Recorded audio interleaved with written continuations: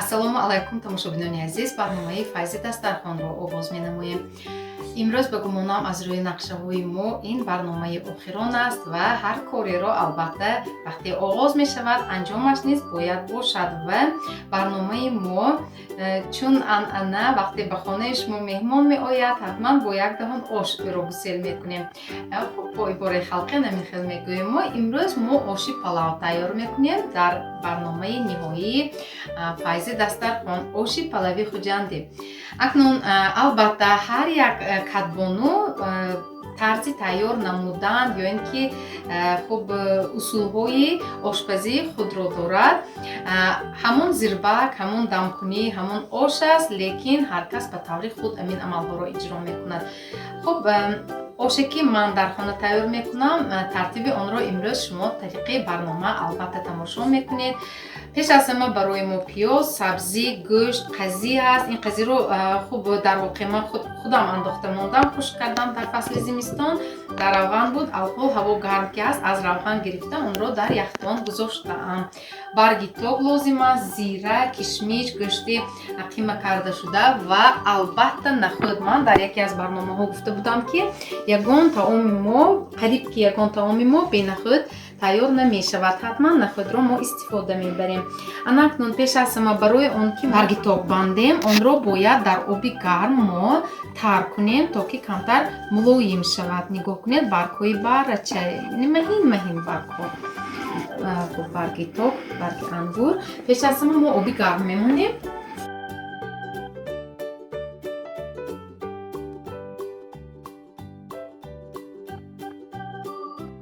хуб амалҳоро дар як вақт бо навбат иҷро кардан мумкин аст. хуб то ҷӯшидани об мо метавонем сабзиро реза кунем. сабзиро реза мекунем. хуб ҳамзамон об меҷӯшад ва баъд мо баргро дар об тар карда навбати дигар мо барги ток мебандем. ман инҷо пешакӣ сӯзану риштаро ҳам мана тайёр карда мондам. ҳозир ин ба мо лозим мешавад сӯзану ришта. то фурсати ҷӯшидани об мо қариб ки сабзиро наргисӣ реза карда мешавем.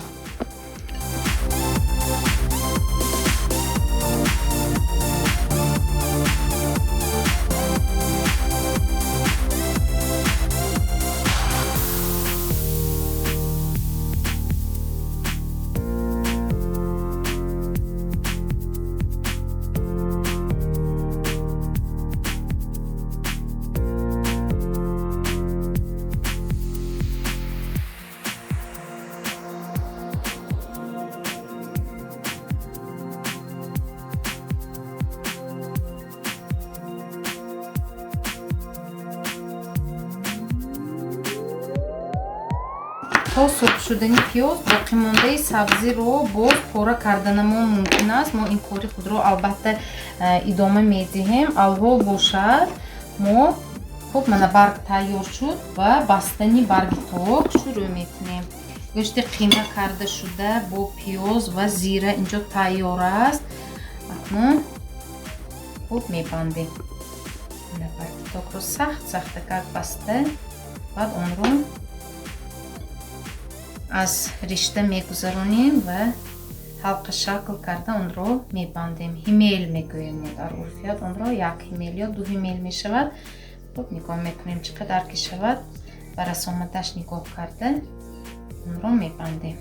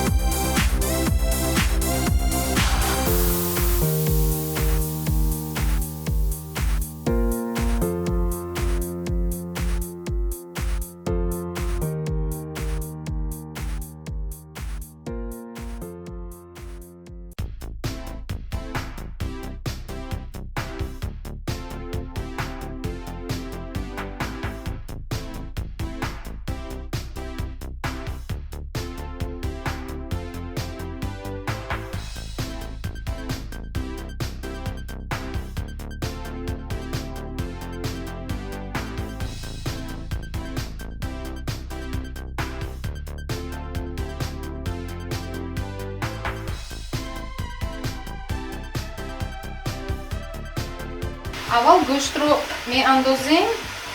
гӯшт бояд маҳз зирба сурхчатоб шавад. баъзеҳо аввал пиёзро меандозанд барои зирбаки ош, аммо аввал гӯштро андохта камтар то сурх шуданаш бирён карда зирбонда, сипас пиёзро андохтан лозим аст.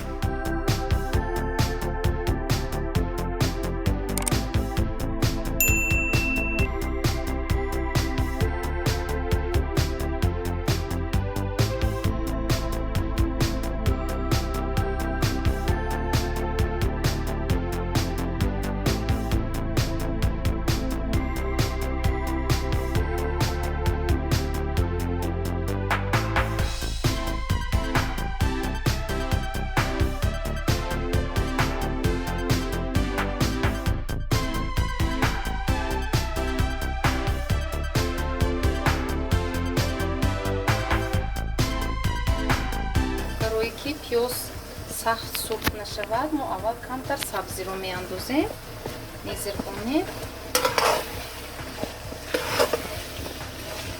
ҳама сабзиро якбора не, камтар сабзи. баъди як муддат зирбиданаш боқӣ мондаи сабзиро боз ба дег меандозем.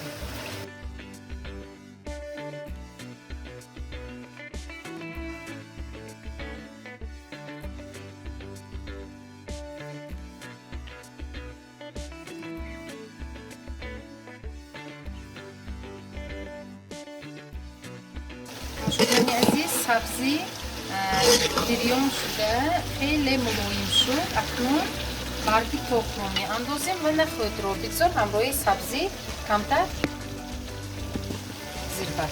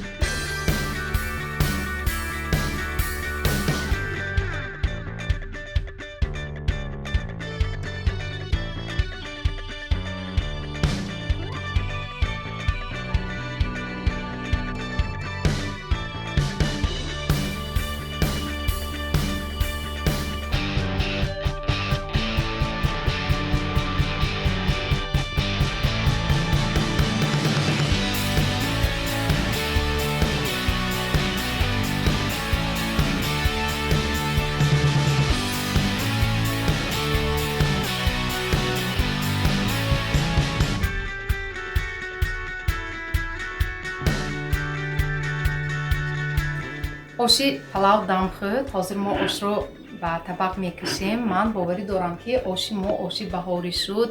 Рангашам ман боварӣ дорам ки ранги зарчатоб аст. Чунки аз гузашта ба мо ҳамин хел омӯхтанд, мегуфтанд ки оши зимистон бояд сурхчатоб бошад, оши баҳор камтар сафедаг ё ин ки зарчатоб бояд бошад. Ман боварӣ дорам ки оши палави мо рангаш тилло ранг шуд. Ошро ба табақ мекашем.